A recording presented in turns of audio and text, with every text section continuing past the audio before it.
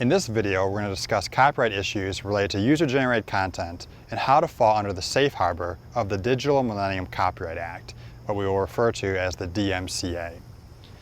If you're operating a website and users are submitting content to your website, either through the comment section to a blog, through some social media component to your website, or maybe you're offering a website like YouTube where users upload videos that they've created or maybe obtained from other sources, you need to be concerned about how you don't take on the liability from those users submitting content that they don't have the rights to submit.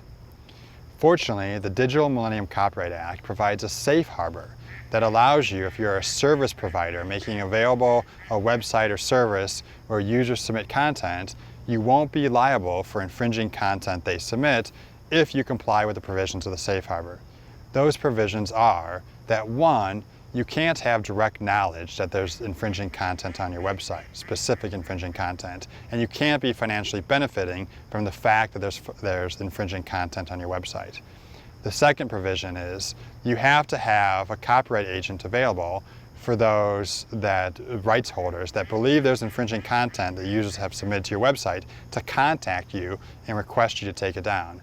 And third, you have to expediently remove content from your website when you've been made aware through the rights holder that they believe it's infringing their rights.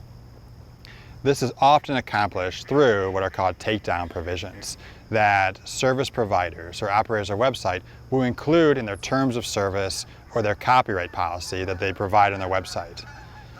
You need to include a very clear copyright agent that rights holders can contact if they believe one of your users has improperly submitted copyright content to your website that they didn't have the right to submit. Then the rights holder can give you what's called a takedown notice, and that notice has to include particular information. It has to include the identity of the rights holder that's contacting you. It has to notify you as to the specific location of the infringing content. It has to specifically identify the allegedly infringing content. It has to include a statement that the rights holder has a good faith belief that this material has been submitted to the website without authorization from the rights holder or contrary to the Copyright Acts that the rights holder has. Then, once you, as the operator of the website or the service provider, receives that notice, you need to take down that material within a couple of days. The person that submitted the material to you is allowed to submit a counter notice. So once they realize that their material has been taken down, or if they're notified by you that you've taken down the material pursuant to the Digital Millennium Copyright Act takedown procedures, they can then submit a copyright notice where they can contest the allegation that they were infringing someone else's copyright. Then that puts the burden on the original rights holder to initiate legal proceedings. And if they don't do so, you're allowed to put that material back up on the website.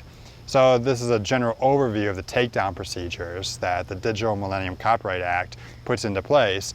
And if you have a process, and importantly, terms of service that make clear this takedown procedure and provide a copyright agent for rights holders to contact, then you can fall under the safe harbor provisions of the Digital Millennium Copyright Act, and you can have these great websites where users submit a bunch of content and not take on the liability that those users may be submitting content to your website that they don't have the right to submit.